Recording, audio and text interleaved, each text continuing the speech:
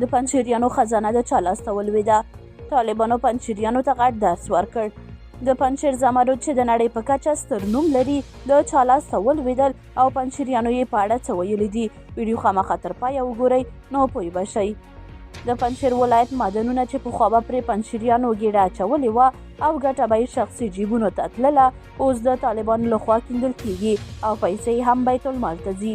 د هیواد د کانونو پټرولیم وزارت په یوې خبرپاڼه کې ویلي دي چې دوی د 5م ځل لپاره د پنجشیر له طبیعي زیرمو د 1,17,900 امریکایي ډالرو په ارزښت زمرد پلورلی دي.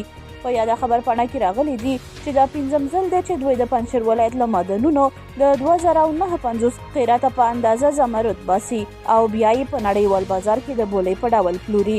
د یادونې وړ ده چې تر دې مخکې په جمهوریت کې د پنجشیر ټولې مدني زیرمې د احمد شاه مسعود د زوی احمد مسعود او د هغه ملاتړو په واک کې وې او دغه قیمتي کاڼي به یې فرانسې ته لیږدول او هغوی باندې به یې پلورل.